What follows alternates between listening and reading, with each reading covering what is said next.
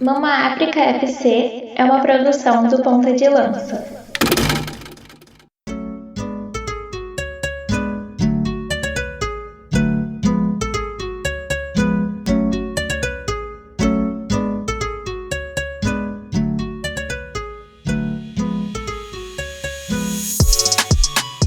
Salve, salve, PDLs! Começamos agora o terceiro episódio da terceira temporada do Mama África FC, o nosso podcast sobre futebol africano. Como vocês já sabem, né?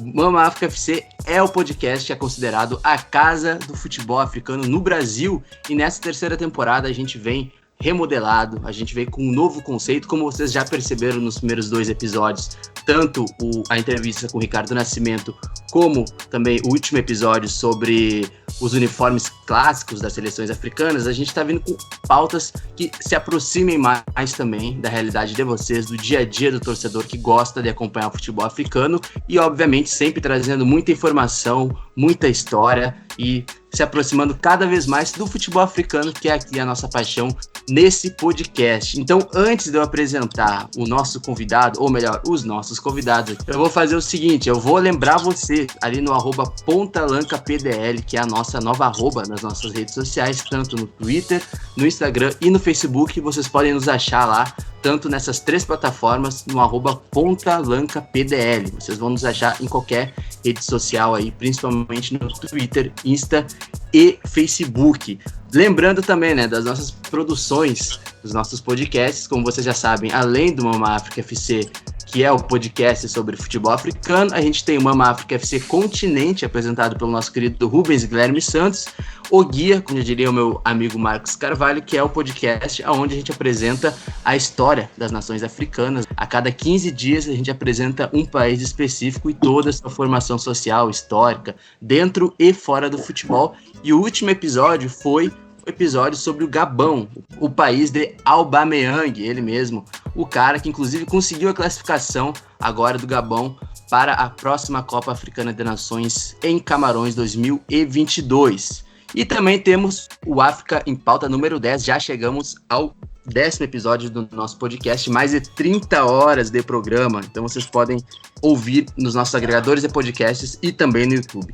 Então, como vocês já sabem, agora é o momento de a gente fazer aquela conexão que a gente faz no Brasil inteiro, mas dessa vez também a gente vai fazer uma conexão também no continente africano.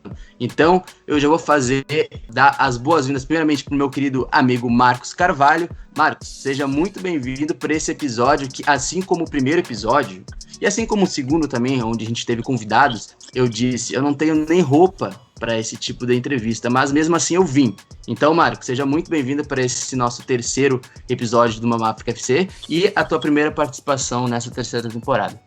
É isso aí, Luiz. Atenção, pontas de lança, estamos presentes. O Luiz disse que não tem roupa para esse episódio, mas eu tenho. Estou aqui com a minha roupa para este episódio, tá? Antes de a gente começar, eu queria mandar um abraço. A gente sempre manda abraço para ouvinte, né? Mas eu queria mandar um abraço para Rita, já que a gente é ouvinte dela, né? O pessoal que está aqui gravando tá entendendo bem, tá? Mas, enfim... bom, prazer a gente estar aqui, episódio que promete bastante, a gente estava querendo fazer há muito tempo, dessa vez vai sair. Não vou falar muito aqui, não vou dar spoiler, vou deixar você apresentar já o nosso convidado, e lembrar a galera, como você disse, para a galera ouvir o último episódio aí do África em Pauta, né, o África em Pauta número 10, que a gente aborda vários temas, né, sobre o continente africano, tem entre eles a morte do presidente da Tanzânia. A gente fala sobre o canal de Suez lá, que desencalhou, né? Não sei se... O pessoal fala que o navio desencalhou. Até o navio tá desencalhando e tem gente que não tá conseguindo. Mas, enfim, a gente vai seguir aí. E também tem notícia sobre Angola, né? Inclusive, a nossa conexão hoje, Luiz, vai ficar um pouco mais difícil, porque não tem voo da TAG, né? Mas, enfim... faz aí a apresentação do nosso convidado, que eu já tô falando demais. O Marcos é uma pessoa sempre ácida nos seus comentários, então já que tu já fez, né, essa ponte aí, então, cara, eu acho que essa já é a nossa terceira vez na história do Mama África FC que a gente faz a ponte em Angola, que é para entrevistar ele, que eu vou chamar pelo nome de certidão, Thiago Lima Real, mas para muitos é o Thiago Azulão, o artilheiro do Petro de Luanda, um cara que tem história no futebol angolano. Então, irmão, seja muito bem-vindo, a casa é tua e pode se apresentar aí para nossa galera que nos ouve, não só no Brasil, mas também em alguns lugares, né, principalmente nos países, né, do continente africano que falam a língua portuguesa, em alguns outros países, inclusive nos Estados Unidos. O mundo inteiro vai te ouvir agora, Thiago Zulão. Seja bem-vindo. Fala, meus irmãos. É um prazer enorme estar aqui com vocês para esse bate-papo. Vocês falaram de roupa, acho que nada mais natural e raiz do que eu falar que eu tô com roupa de concentração e concentrado nesse momento.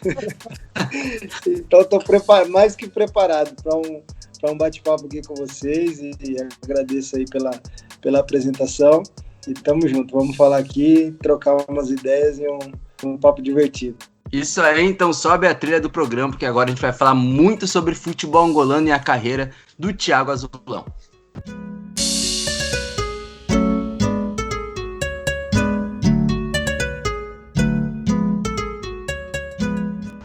Bem, quando a gente fala do Thiago Azulão, não tem como a gente não falar do Petro de Luanda. Alguns torcedores e torcedoras aqui no país devem conhecer, né, o Petro de Luanda, muitos conhecem por nome, muitos conhecem também pela história, mas Marcos Carvalho, o senhor que eu vou dizer, você é um especialista sobre futebol angolano no Brasil, então quero que tu contextualize a história, pelo menos para o pessoal ter a noção de quem é e da importância do Petro de Luanda no futebol angolano, que é um gigante, né, angolano, mas qual o peso do Petro de Luanda no futebol angolano principalmente?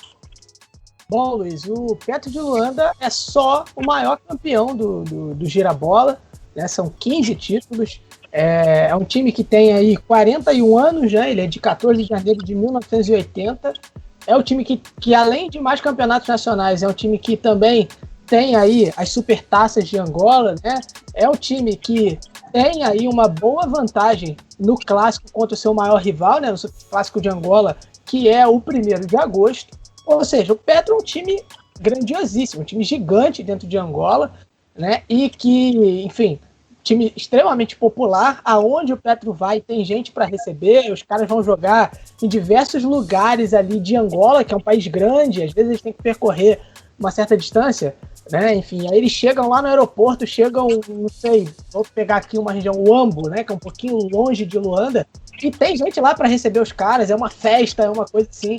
Então, assim, o Petro de Luanda é um time grande, é um time gigante dentro de Angola e é um time que tem, agora mais recentemente, participado das fases de grupo da Champions Africana. É um time que já foi semifinalista, inclusive, de Champions Africana em 2001, sendo eliminado pelo Mamelodi Sundowns, atual time, né, do Ricardo Nascimento, que foi entrevistado aqui pela gente na primeira temporada. Feita essa rápida contextualização do que é o Petro, né, eu já queria emendar a primeira pergunta para o Thiago Azulão, que é justamente sobre isso.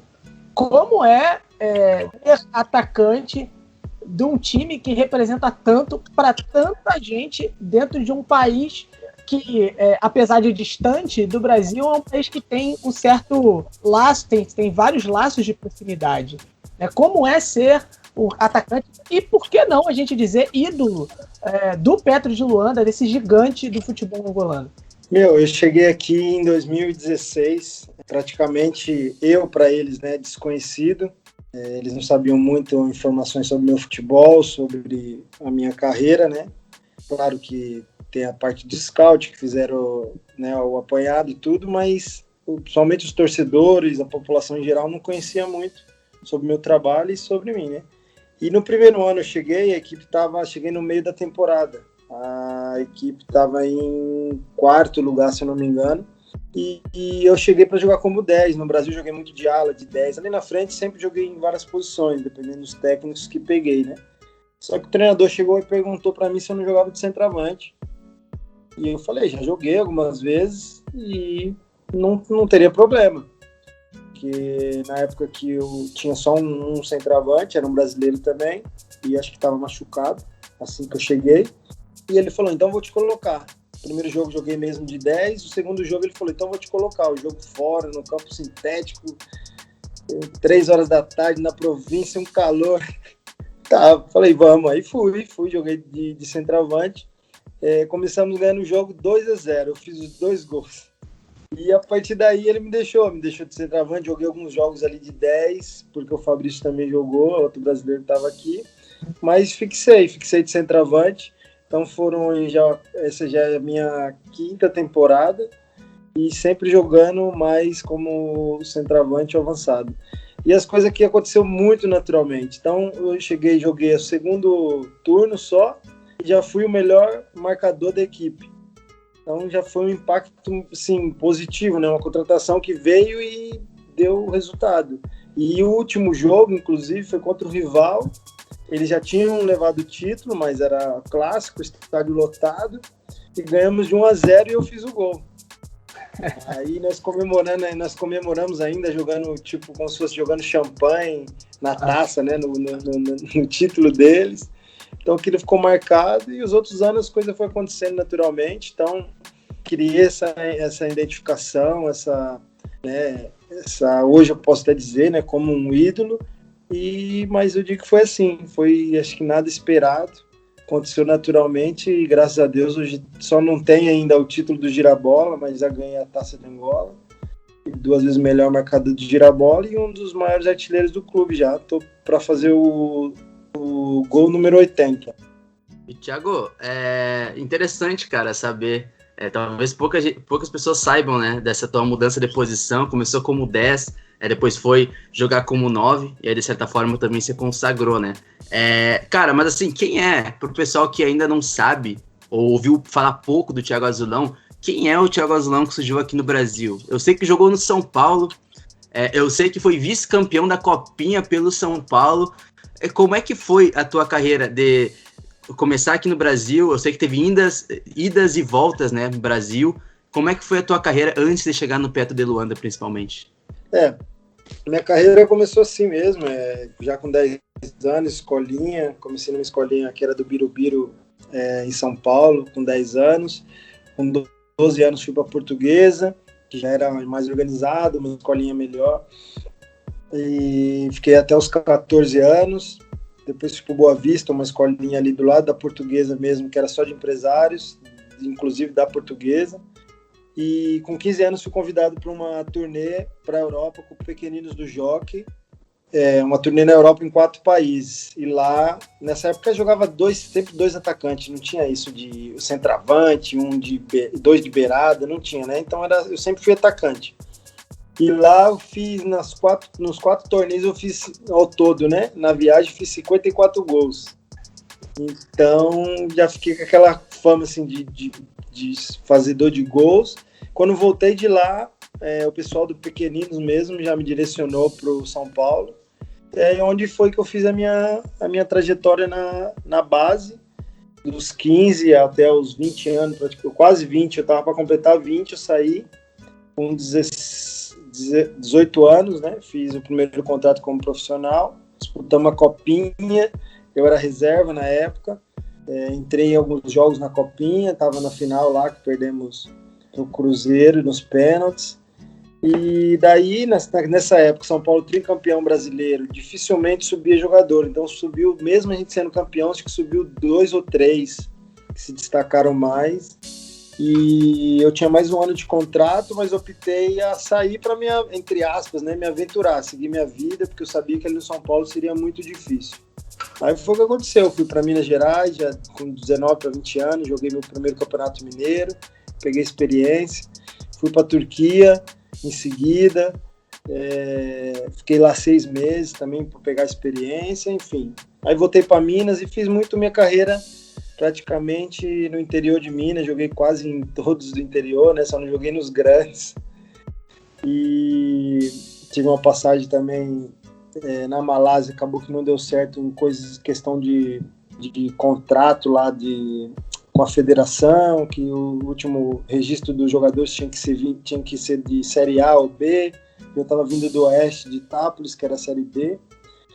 Enfim, aí 2016, fiz a campanha maravilhosa com a Caldense, 2015, com a Caldense, vice-campeão mineiro, invicto, até a final, né, até chegar o último jogo da final, e com um gol roubado lá, fomos do Jô, fomos prejudicados, fomos vice-campeão mineiro. E depois vim para cá.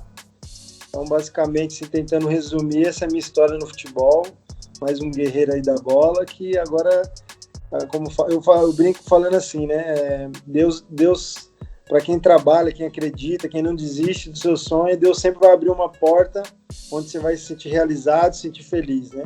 E eu sinto que aqui no Petro foi isso que aconteceu. Então, já estou aqui 5 anos praticamente, é onde estou fazendo a maior história na minha carreira.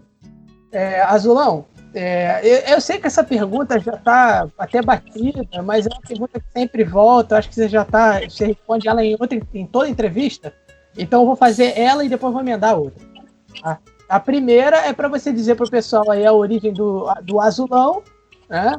E aí eu vou emendar com a seguinte pergunta. Você disse, né, que chega em Angola, desconhecido e tudo mais. Como é que foi a sua adaptação, não só ao futebol angolano, mas a sua adaptação ao país, que apesar de ser o mesmo idioma, algumas barreiras, alguns ruídos de comunicação. Como foi essa sua adaptação à Angola, enfim, à cultura e tudo mais? Vamos lá, primeiro sobre o Azulão, né? Quando eu tinha 10 anos, como eu disse, na escolinha, cada um levava sua roupa. E tinha um vizinho meu, que na época meu pai não tinha muitas condições de dar chuteira, de roupa assim. Ele me deu tudo, mas tudo que ele deu era azul. Afonso, o nome do meu vizinho, gostava muito de mim, da família, enfim. Me ajudou e deu tudo azul. E nessa época, 10 anos, moleque, você sabe que apelido é o que mais tem, né? E foi o que aconteceu. Só tinha eu de azul, todo azul no meio do campo. Então ficou Azulão. Azulão, e ficou Azulão. Aí quando eu fui para Minas, na base ainda era só Azulão mesmo, ninguém me chamava de Thiago, né? Aí quando eu fui para Minas, criou muito essa cena de nome composto, né? Tipo de nome e o sobrenome, o nome e apelido. Hoje tá até mais natural isso, aí ficou Thiago Azulão e pegou. A segunda pergunta foi... Sobre a adaptação. Fala isso. Isso, adaptação. Então, cara, eu sou um cara muito simples, né? Eu vim mesmo para saber que era África, tem as suas, né, diferenças, mas eu vim de coração aberto, né, disposto a enfrentar tudo que fosse, entre aspas, que a gente põe na cabeça como negativo, mas me surpreendi porque foi muito bem recebido pela comissão, pelos jogadores, pela torcida, e um país que gosta muito dos brasileiros, né? Que eles gostam muito, nosso país é referência para eles, então eles têm muitas informações do Brasil, nós que não temos informações deles, né? Então, até graças ao trabalho que vocês estão fazendo, o futebol e também o que a gente vai passando aqui, eles vão até saber, as pessoas que estão ouvindo, estão nos acompanhando aí, vão saber até um pouco mais do que é Angola, o que é o continente. É um país esquecido, essa é a realidade. País não, é um continente esquecido. E só que tem suas belezas, tem o seu povo maravilhoso, um povo feliz que mesmo com as dificuldades que eles passam, são muito alegres, muito felizes, gostam de dançar, enfim. E aqui eu me senti bem, me senti à vontade. Comida, a adaptação é tranquila, que é bem parecida, é arroz, feijão, é carne, é frango, é ovo. Tem tudo. Praia, que a gente gosta. E calor o ano inteiro, praticamente. Eu joguei no Nordeste do Brasil, para fazer uma comparação. É tipo você está jogando joguei no Fortaleza, né? Tipo você está jogando em Fortaleza. É calor o ano inteiro, 30 graus em média. Então a adaptação foi fácil, né? Entre aspas, por isso. Pela minha disponibilidade de vir realmente com o coração aberto para tudo.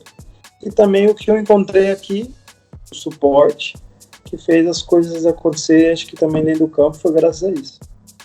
Eu só quero que ele falou da torcida e tal, e aí que foi muito bem recebido, e eu quero fazer uma denúncia nesse momento aqui, um momento de denúncia polêmica, que claramente criou-se um plágio aqui no Brasil em 2019, quando o torcedor do Flamengo ia com aquela placa lá de hoje tem gol do Gabigol e tudo mais. Isso é uma cópia descarada de uma placa do torcedor do Petro de Luanda, Azulão, cadê meu golo? Eu queria... Cadê meu golo? Eu queria saber se você chegou a conversar com esse torcedor, mas uma vez eu vi que, inclusive, você postou uma foto com esse torcedor, com a placa e tal, né? Então, assim, a sua relação com a torcida é muito próxima, né? Com a torcida do Petro. Esse cara meio que viralizou aqui, acho que foi mesmo em 2018 que ele criou essa placa, e todo jogo, tanto em casa, tanto fora, ele tava lá com a plaquinha lá, e eu olhava pra arquibancada, já tava ele lá com a plaquinha, meio com uma cobrança, né, que tipo, cadê meu gol? Quero meu gol. E sim, ele teve aqui no CT, eu ofereci uma camisa pra eles, né, que eles falam camisola. Mas é um torcedor fanático, ele faz parte aqui fala claque, né? Claque é torcida organizada. Então ele faz parte da torcida organizada, mas é um cara muito querido, muito gente boa também, tá sempre nas redes sociais, ele comenta. E a foto do perfil dele, inclusive, é a foto comigo. Então, além de torcedor do Petro, virou meu fã. A denúncia tá feita, Luiz. Ô, Thiago, essa pergunta do Marcos não podia deixar de ser feita, a gente estava falando em off. O Marcos já tinha falado dessa história antes também no nosso grupo do Ponta de Lança, então essa pergunta não dava para fazer. E outra coisa que eu sei que o Marcos ficou engasgado para falar quando falou sobre praia, eu tenho certeza que o Marcos pensou, isso São Paulo não tem. Praia, só Rio de Janeiro, São Paulo não tem praia. Isso aí ele sai na frente, deixa ele. Eu tenho certeza que o Marcos pensou em falar isso, mas ele quis ser gentil, então eu posso ser o porta-voz dessa frase no dia de hoje. E, cara, uma outra coisa que a gente conversando com o Ricardo Nascimento, ele falou na entrevista, né, sobre o estilo de jogo ou o tipo de jogador que você tem, na verdade, na África do Sul. Lá ele falou que o pessoal, por exemplo, é um pessoal que gosta bastante de atacar. Atacar e atacar. Quando a gente conversou na segunda temporada do Mama África FC com o Mário Catala, o pessoal do nosso podcast pode ouvir a segunda temporada lá sobre o DNA do futebol angolano, eu perguntei para ele se ter a ginga, assim como no Brasil, né, a ginga é algo muito angolano também, né, em termos históricos também, se isso de fato, em certo ponto, tem uma semelhança com um jogador brasileiro. Eu queria saber como é que tu sente isso, treinando todos os dias, treinando e enfrentando jogadores angolanos todos os dias, como é que tu pode definir o jogador angolano e o futebol angolano, como tem se desenvolvido ou não nos últimos anos? Então, pelo que eu consegui entender aqui, historicamente, eles gostam muito do jogo da rua, né? Que eles falam dos bairros aqui. E esse jogo do bairro é como se fosse, não é igual ao nosso. O futebol brasileiro, perto, comparando com o deles aqui, é mais objetivo. Tem o drible, tem a caneta, tem o chapéu, mas é em direção do gol, ou tá ganhando, vai fazer uma graça. Eles não, nesse futebol de rua deles, eles praticamente é um show. Então eles fazem lances ali que você fala, se esse cara jogar futebol mesmo, que ele faz ali, é craque. Então eles fazem isso na terra, no campo mesmo cheio de poeira e pedra. Então eles já conseguem ter essa adaptação difícil e levar para o campo, mas de um jeito, de uma ginga diferente. Só que a diferença que eu vejo aqui de qualidade é essas, mas principalmente quem tem muito isso aqui é os alas, porque além de ser rápido, eles têm o drible.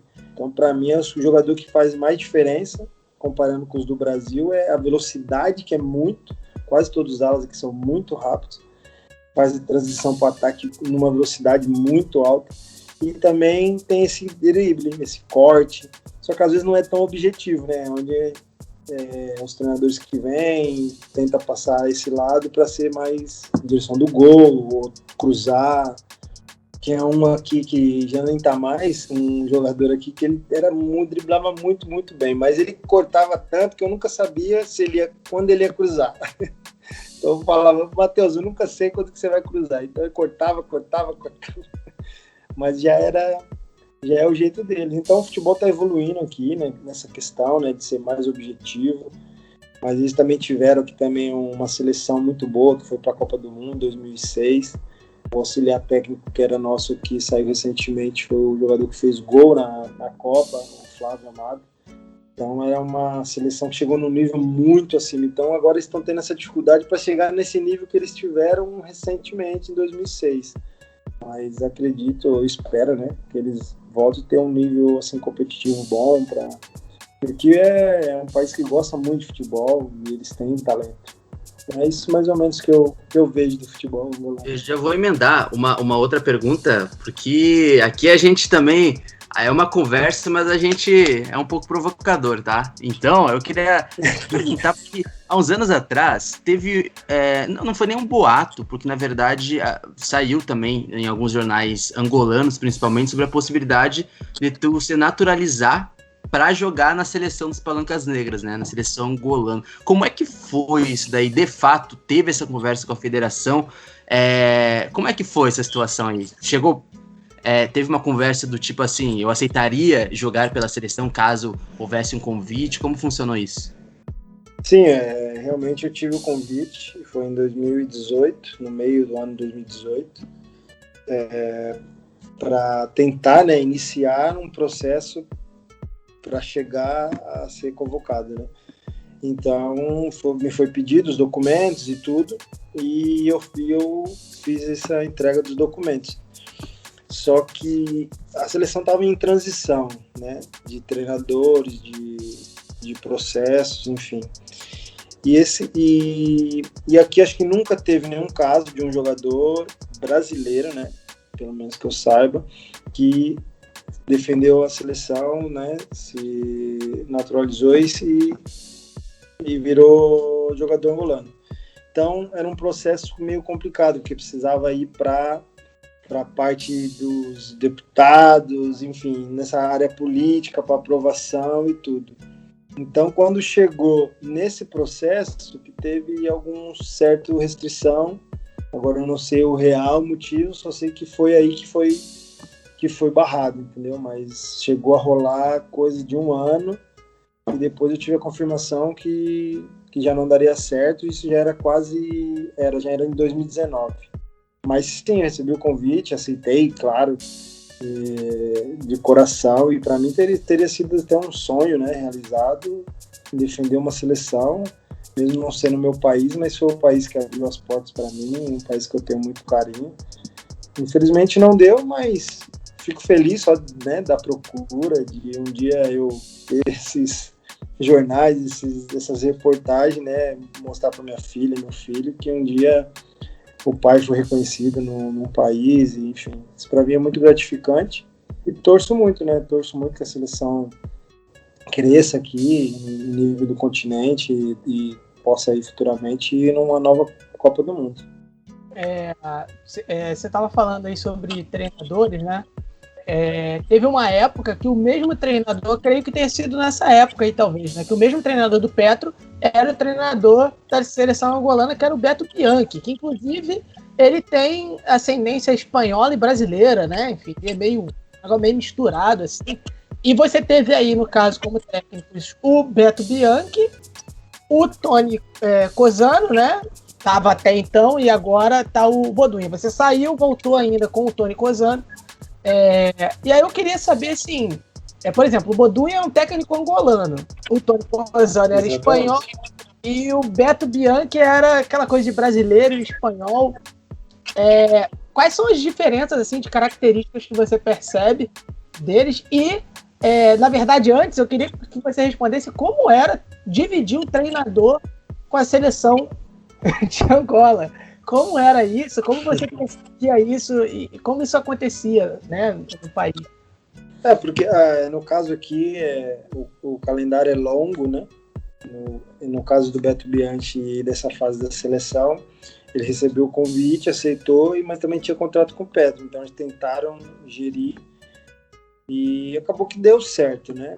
Até um certo ponto. Porque a seleção, quando você é convocar, quando tem os jogos, o campeonato é paralisado. Então, era praticamente, ele ia lá, fazia os jogos e chegava aqui e continuava no Petro. Então, foi basicamente isso. Mas depois chegou uma altura que ele teve que escolher e aí continuou só no clube e entregou a seleção. Mas ainda chegou a ficar um bom tempo. Aí foi isso. Aí depois ele saiu, e o Bianchi, ele é brasileiro, nasceu no Brasil com 20 anos. Eu acho que ele foi para a Espanha. Fez a vida lá, que se casou, aí tem essa dupla nacionalidade. E o Cossano, no caso, ele já era da formação aqui, na casa da base, diretor, e fazia parte aqui do núcleo. E subiu e ficou no lugar do Beto Bianchi. e ficou acho que 2 anos e meio, se não me engano. E agora optaram pela saída dele e entrou, que também estava na formação, no mesmo processo, subiu e tá com a gente aqui agora, fez 4 jogos. São características diferentes, né? O Bianchi tem um pensamento um pouco brasileiro, com o europeu, o outro é muito mais europeu, e esse aqui, por fato de ter sido jogador e também jogou em Portugal, também sabia o que o angolano pensa, então todos têm o seu lado positivo e o seu lado negativo, né? Então a gente tenta assimilar o melhor de cada um. O mais importante é o resultado, a gente sabe como que é o futebol, né? Fica quem dá resultado, e o clube está há muitos anos sem ganhar principalmente o Girabola, então está carente, né? Então a cobrança em cima do treinador e nós jogadores está muito grande, natural, né? Por esse motivo. E, Thiago, até para falar dessa tua primeira passagem no Petro Luanda, né? Foram 4 temporadas, me corrija se eu estiver errado, com 73 gols em 133 jogos, pelo menos esse foi o levantamento que eu consegui fazer. 2017, tu fez 16 gols no Girabola. 2018, foram 20 gols no Girabola. Somente o Gelson Dalla, na última década, principalmente ele a partir do Girabola, né, quando foi denominado Girabola, somente o Gelson Dalla, que hoje joga no futebol português e já jogou no Sporting Lisboa, também é jogador, né, da seleção angolana, fez mais gols do que tu. Ele fez 23 alguns anos atrás, e aí em 2018 tu fez 20 gols. Cara, como tu define essa tua primeira passagem no Petro de Luanda? Se tu quiser também já pode emendar com essa transição que tu fez, né? Indo jogar no Chipre, depois a tua volta, mas essa tua primeira passagem no Petro de Luanda deixou muitas marcas, né? Eu acho que, principalmente, obviamente, pro público, pro torcedor do Petro de Luanda, mas também para tua carreira, né? Eu não sei se teve temporadas assim, através de números, digamos, em números tão boas como essas 2 temporadas, 17 e 18. Como é que tu pode definir essa tua primeira passagem na Angola, né? Que foram mais de 30 gols, quase 40 gols em 2 temporadas. Então, esse início aí, eu falo assim, eu brinco assim com um dos amigos que eu tenho mais intimidade, eu falo assim para ele, né? A gente não se arrepende, né, de nada na vida, né?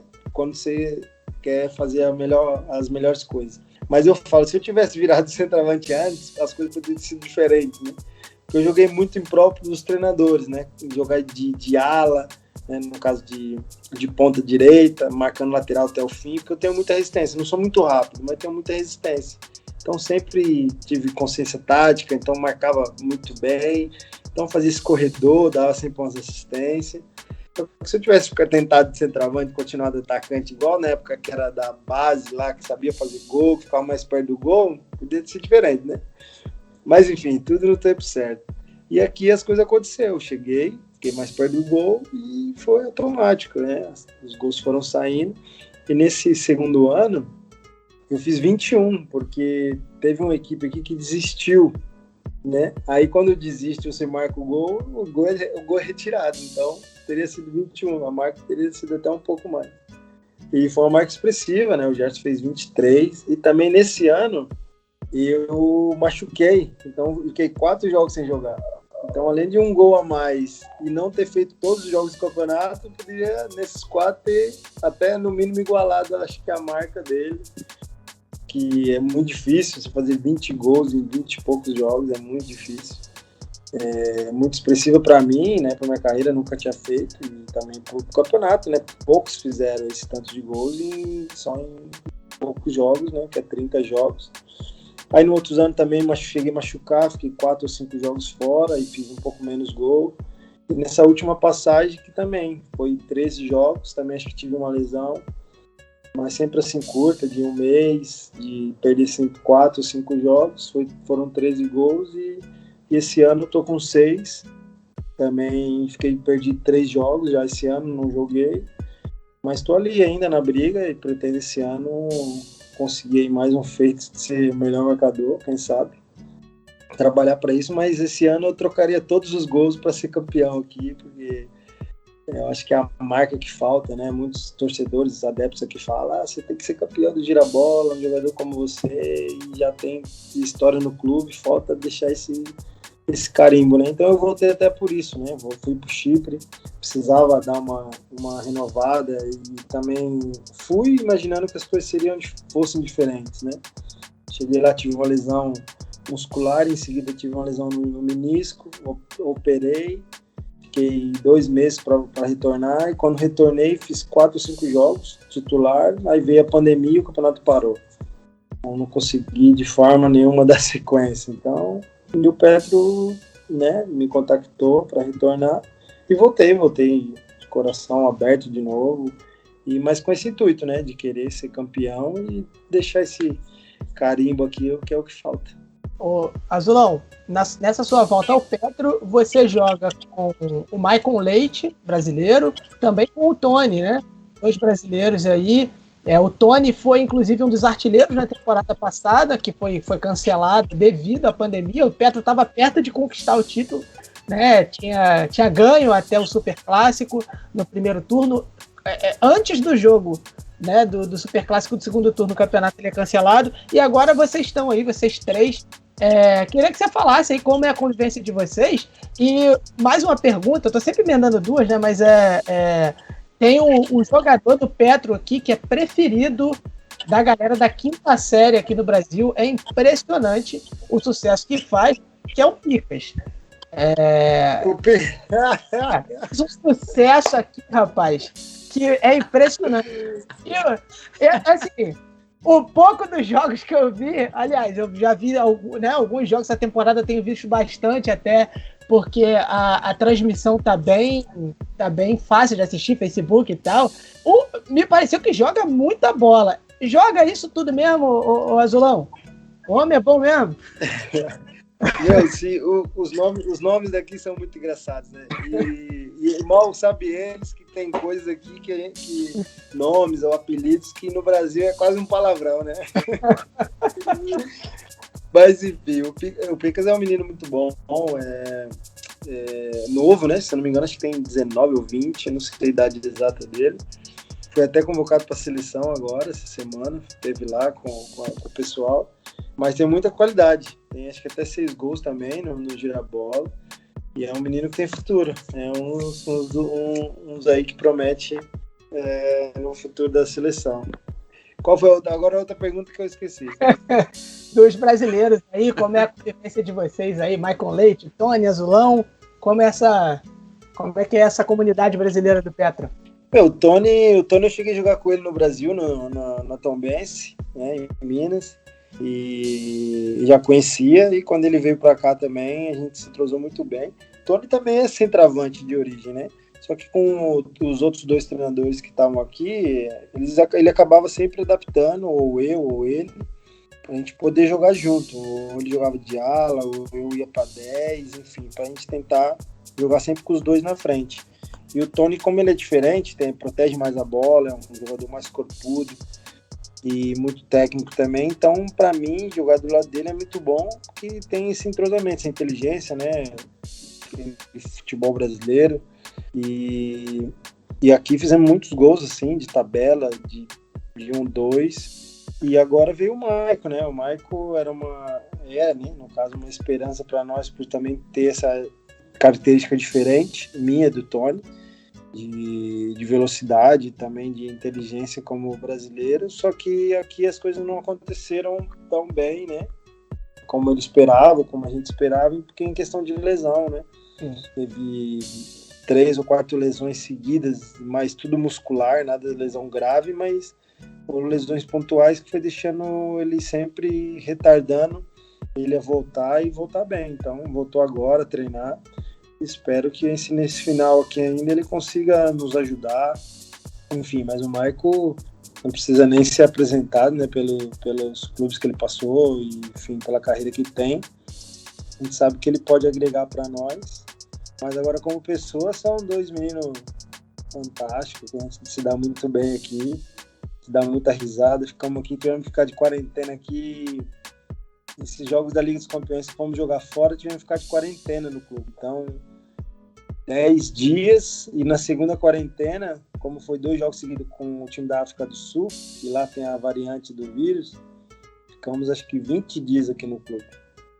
Então imagina, ficamos aqui só na resenha no quarto, jogando Uno, tomando café e resenha pra lá e pra cá. Então foi o que fez a gente passar o tempo aqui junto com o pessoal.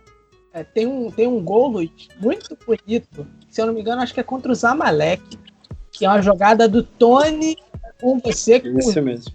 Muito bonito, que o Tony ele faz uma jogada ali, acaba com o time do Zamalek todo ali pelo lado, e aí ele manda pra você manda e faz um gol muito bonito. Acho que a gente chegou a postar, inclusive, na sua volta ao Petro, quando a gente postou a notícia, a gente chegou a postar lá o gol, realmente muito bonito. É uma dupla que realmente funciona muito bem. O gancho do Marcos foi perfeito, porque quando se fala de futebol africano no Brasil, muita galera, principalmente, não tem informação, né, sobre futebol africano aqui no Brasil, porque não se tem transmissão mesmo, quando muito da Copa Africana das Nações, e só recentemente voltou-se a ter, de forma um pouco mais regular, as transmissões, por exemplo, da Copa Africana das Nações, mas, por exemplo, as edições da Champions League africana, e não é porque a gente assiste, não, Thiago, mas a gente tem acompanhado, a gente tem visto que a qualidade tem aumentado a cada ano, né? A última edição e também a última final entre Al Ahly e Zamalek foi uma final que,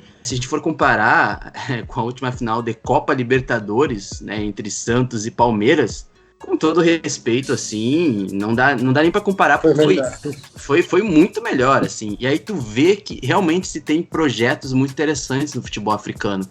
Projetos de clubes, óbvio, o Al Ahly é um gigante também, mas se tem ali um projeto também vencedor, como se tem no Zamalek, como se tem no Petro, no 1º de agosto e tudo mais, eu queria que tu conseguisse, digamos que, soltar uma luz sobre o futebol africano, sobre o que tu acha do que o futebol africano vem desenvolvendo também, e os desafios também, né? Porque o Ricardo, no primeiro episódio de Mama África FC, ele falou que tem alguns estádios, por exemplo, na Tanzânia, que é difícil de jogar, né? Tem outros estádios em alguns outros países, ou mesmo na África do Sul, que é difícil também, tem uma dificuldade, até uns são sintéticos, outros também tem uma outra dificuldade que vem tentando desenvolver. Então, como tu tem sentido o desenvolvimento do futebol africano, tanto a nível, principalmente a nível, acho que da Champions africana, assim, que é um grande produto. Infelizmente, no Brasil, o pessoal ainda não deu essa atenção necessária, e do quanto isso daria audiência aqui no Brasil, passando grandes jogos, pelo menos clássicos do continente africano. Eu queria que tu conseguisse falar para o pessoal aí como tem sido o futebol africano nos últimos anos, os desafios e também o desenvolvimento. Então, esse é o meu primeiro ano que eu jogo a Liga dos Campeões, né, africanos. Já tinha jogado a Taça CAF, que é como se fosse uma sul-americana, comparando, né, com a América do Sul. E o nível tático, né, comparando com o campeonato interno, não tem nada a ver. O nível é muito acima, é muito superior. Nas outras questões também, nível de estádio, nível de organização, é uma Liga dos Campeões mesmo, é outro nível, outro patamar. E em questão do continente, por ser os melhores de cada país, então não tem como ser ruim, não tem como ser fraco. É clubes que investem, clubes que têm dinheiro. Você vê o Al Ahly, Zamalek, esse da Casablanca, são clubes que são jogadores que jogam na seleção do Marrocos, que vai para a Copa do Mundo, seleção do Egito, seleção da Argélia, seleção de Nigéria. Então, são jogadores de muita qualidade, né? E eu vejo isso, eu vejo que realmente está evoluindo. Você já vê em questão de comparação, quando você imaginava que um Palmeiras iria sair fora do Mundial por um time da África. Ficou de fora.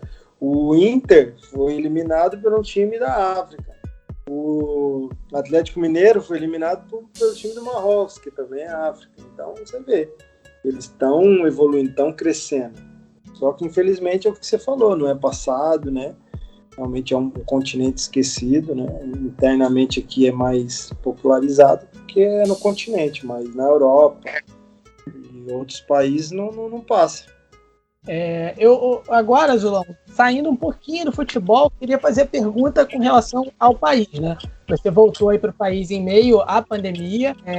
Eu não sei exatamente por onde você mora aí, não só. Eu que seja Talatona. Talatona. Então, mas é uma região boa ali. Eu já trabalhei por ali por perto. Mas como você entende que está Angola durante essa pandemia? Como está sendo viver em Angola durante a pandemia do coronavírus? E isso, óbvio, também falando de termos esportivos, né? Agora, até há pouco tempo atrás, a torcida voltou aos estádios em Angola. Como você vê aí o país em meio a essa pandemia? Então, eu posso falar bem sobre esse assunto, porque eu passei em muitos países durante esse 1 ano, né? Foi 1 ano praticamente de pandemia.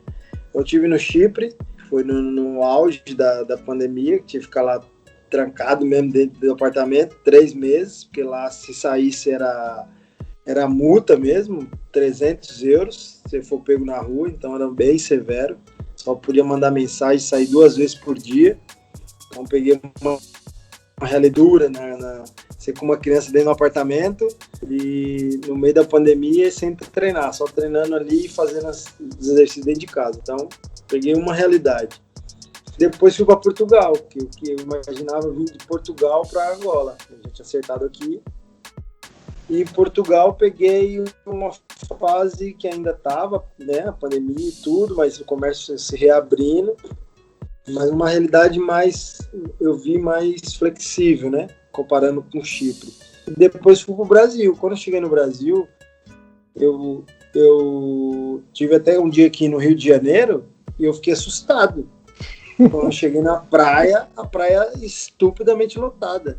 Eu juro que eu fiquei assustado porque eu estava em 2 países que a pandemia funcionava, você tinha que ficar preso, não podia ter contato, as pessoas não ficavam perto. Quando eu cheguei no Brasil, eu assustei. Parecia que não tinha pandemia, né? Então, eu fiquei aquela cena assustada. Já tá ali 6, 7 meses vivenciando aquilo, e você preso, você mesmo se retrai. Quando você vê aquela realidade, eu falei, nossa, assustei. Então, fiquei no Brasil, fiquei mais em Minas, na terra da minha esposa, mais no sítio lá, e depois vim para Angola. E quando eu cheguei aqui, eu vou outra experiência. E quando eu cheguei aqui, eu vi muito, tipo Europa. O pessoal respeitando, você tendo que... E até pior, porque na Europa você não precisava andar de máscara dentro de carro, nem nada disso. Aqui você tem que andar de máscara dentro do carro, tem álcool em gel e média febre em todo estabelecimento, entrada de condomínio, tudo. E basicamente a gente treinando com muita restrição, máquina de fumaça para entrar para fazer treinamento, lavar as mãos, enfim. Aí, como já era dentro do esporte, também peguei uma outra realidade.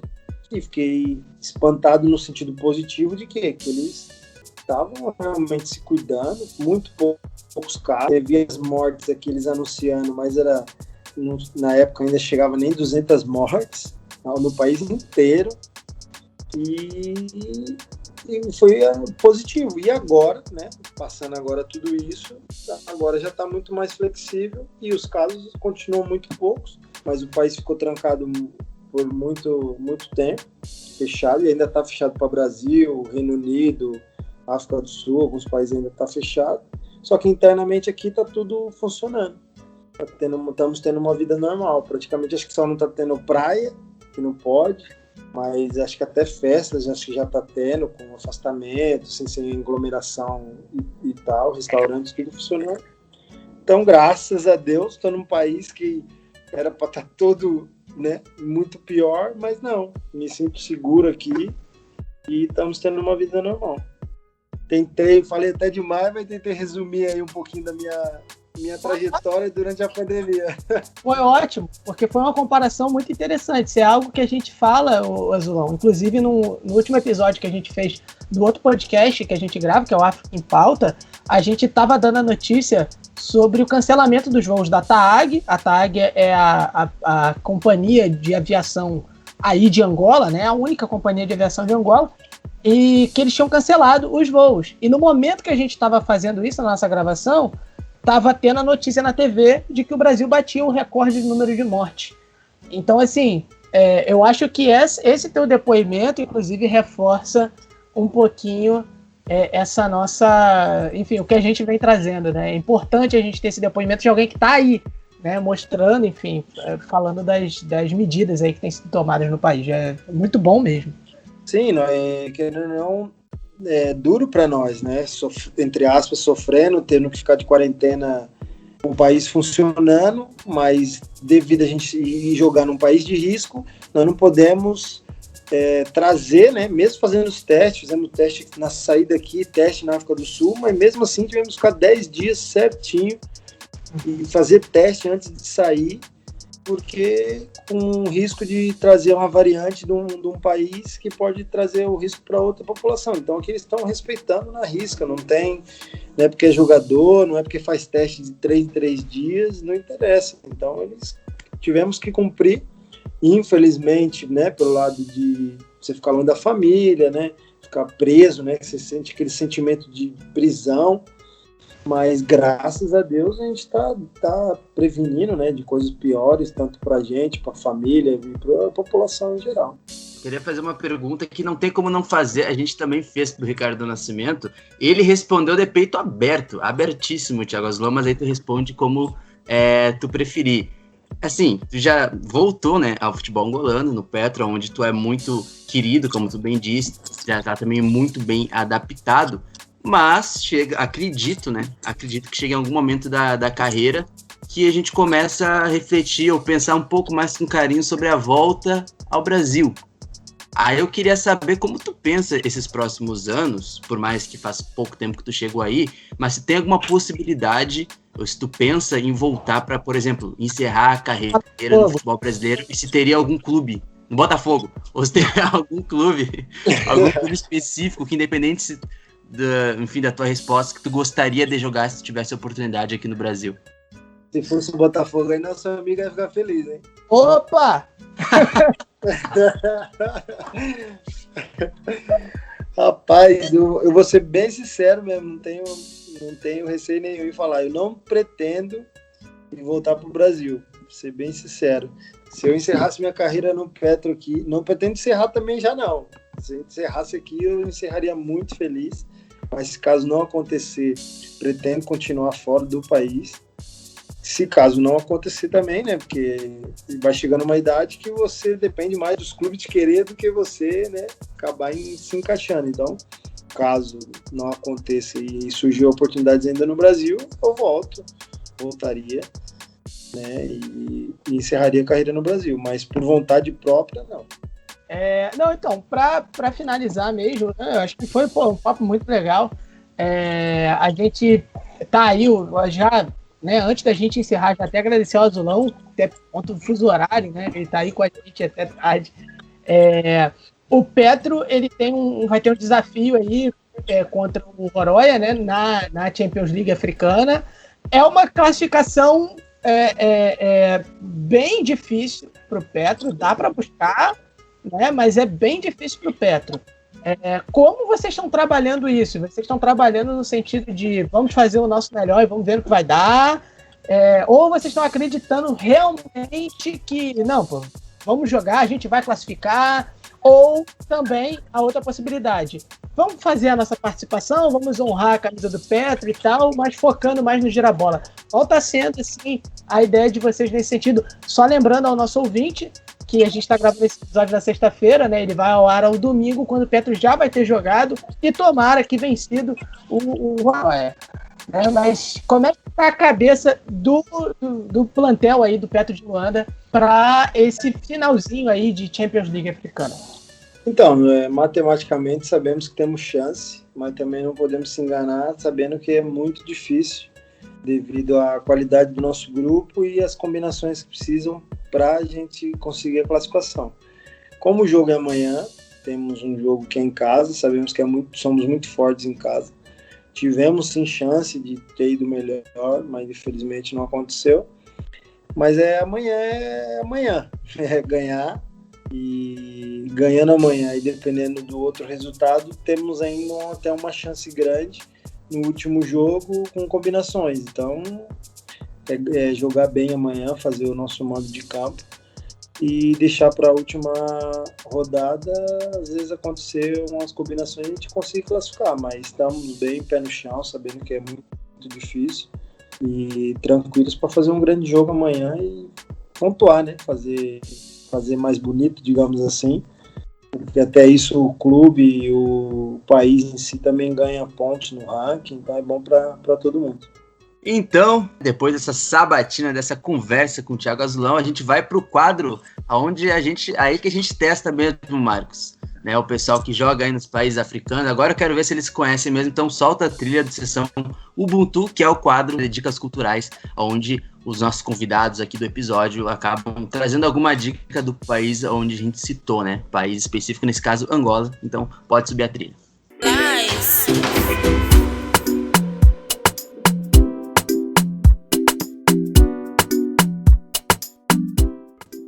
Eu já vou puxar primeiramente para o Thiago, obviamente, né? Aí depois o Marcos já pode vir em seguida. Qual é a tua dica cultural, Thiago? Aí tu pode, assim, qualquer dica que tu acredite que o pessoal aqui no Brasil possa procurar, filme, comida, qualquer coisa, um livro, algo do tipo assim que traga alguma referência de Angola, algum lugar específico também, que traga alguma referência de Angola para o pessoal aqui do Brasil conhecer melhor. Para mim, o que fez assim, eu conhecer o país de um jeito cultural, né? E também em imagem, foi um vídeo que eu vi de uma música do Matias Damasio, que a montagem que fizeram passa a história, não, porque a música em si já é a história contada do país, praticamente. Só que quando você vê as fotos, então você vê ali imagens do país, imagens daquilo que ele vai falando na música. Então, essa música do Matias Damasio, que é um cantor angolano, acho que define muito, se a pessoa quer saber sobre a história e imagens também sobre Angola, define muito bem. Só que eu não sei exatamente o nome da música. É Matias Damasio, Mundo Novo, eu acho. Bela dica. Mundo Novo. Esse aí quem quiser pesquisar e saber e ver no YouTube aí, vai ser legal. No começo ainda eu vou até cantar um pedacinho. Vou contar uma história do povo. Vou contar uma história de um povo que tem tudo pra sorrir de novo. Achei que ia dar uma palhinha aí, hein, mas quase. Não, é só um pedacinho, só pra você entender que tem uma mensagem na música. Ótima dica. E tu, Marcão? Bom, eu tenho dicas musicais também. O Matias Damasio, que é o Rubens Guilherme Santos Oguia, que apresenta o Mama África FC Continente, que tem um episódio sobre Angola, inclusive. Tá? A gente pode fazer referência interna que a gente tem, mas não vou deixar essa referência aí. Já tem, o pessoal já sabe que tem. Então, mas as minhas dicas musicais são... eu não falei, né? Que o Rubens gosta muito do Matias Damasio. Mas as minhas dicas musicais são uma música de Kizomba, que o clipe é até eu achei um pouco engraçado, que o nome da música é A Saia Dela. A música é bem legalzinha, assim, de ouvir. Saia dela. A Kizomba conhece. A música é muito legal, assim, o ritmo e tal. É do cantor Filho do Zua. A voz dele também é bem bacana. Assim, repito, o clipe ele é meio engraçado, assim, você vê, ele começa lá com o violão e depois tem um monte de mulher, assim, lá, enfim. É um negócio meio mas é uma música muito bacana de ouvir. E uma música brasileira que faz várias referências a Angola. O nome da música é Chicala. É uma música de um grupo chamado Casuarina, que, enfim, é um grupo de samba aqui do Brasil, e eles foram a Angola uma vez fazer show.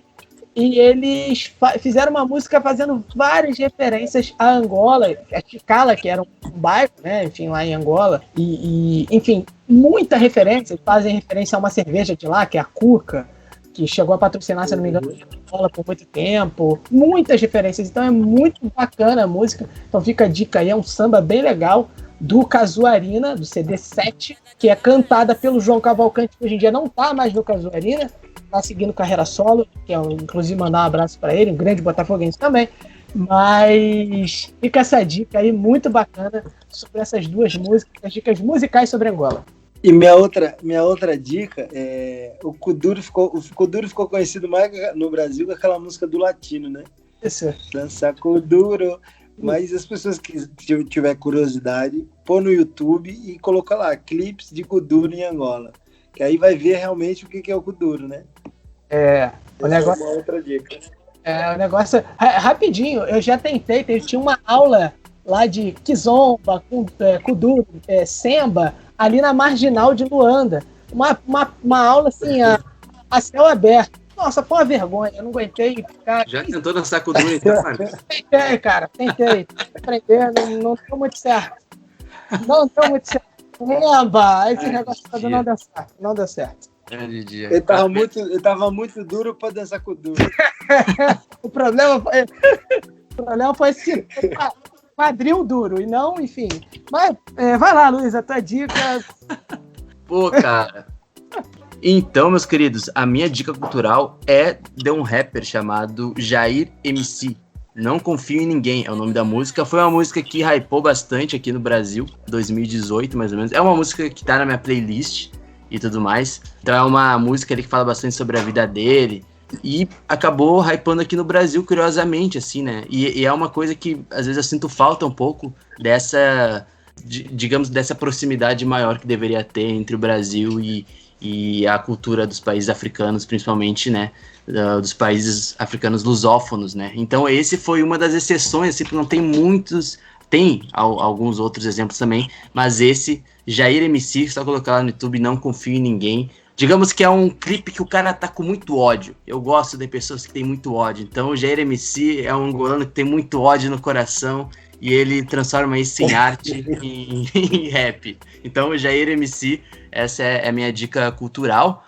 Eu queria, começando a agradecer pelo Marcos, vou deixar o Thiago, não que tu seja menos importante, tá, Marcos? Tá, mora do meu coração, mas eu vou deixar o Thiago Azulão para fechar esse episódio. Queria agradecer ao Marcos, né, a nossa audiência também, o Marcos que incessantemente vinha flertando com o Thiago Azulão, flertando no bom sentido, galera, por favor, tá? Flertando no sentido do contato, né? Não quero estragar aí o casamento do meu amigo Marcos Carvalho, mas flertando no sentido de conversar para a entrevista, né? Tentar a entrevista desde o ano passado, e agora com a volta do Thiago a gente conseguiu, né, Marcos? Eu acho que foi uma missão aí concluída nossa pro nosso projeto e que agrega muito valor pra gente.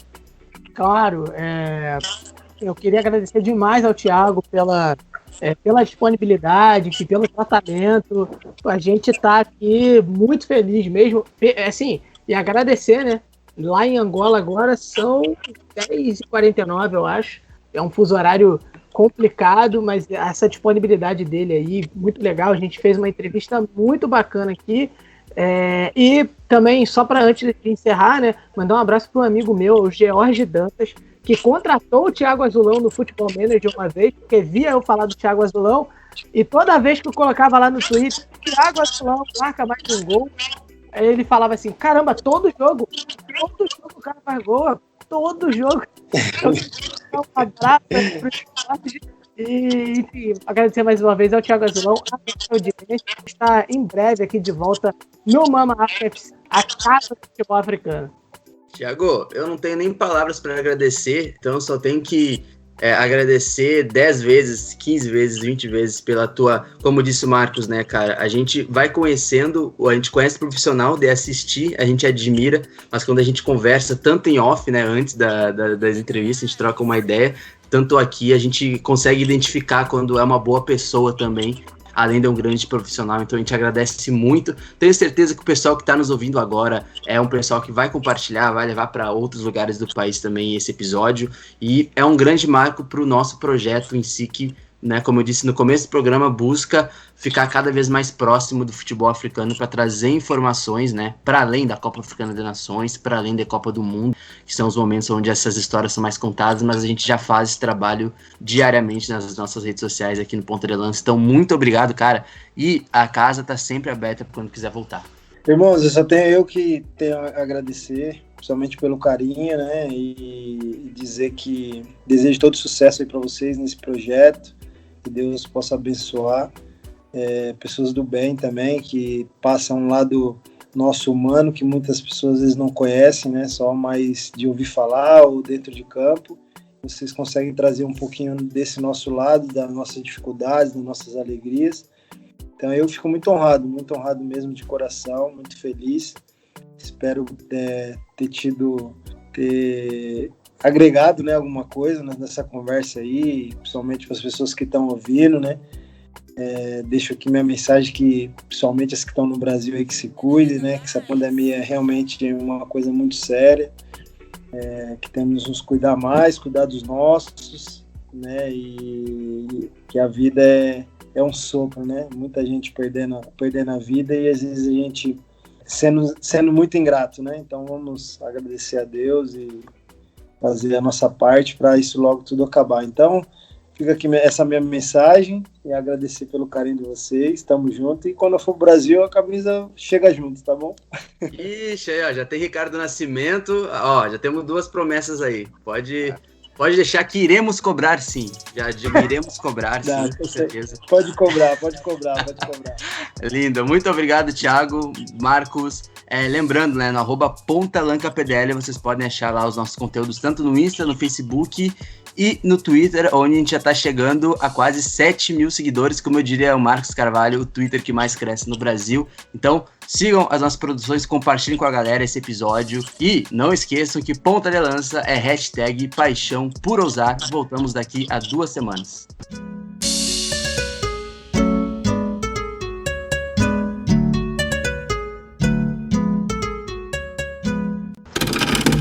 Mama África FC é uma produção do Ponta de Lança.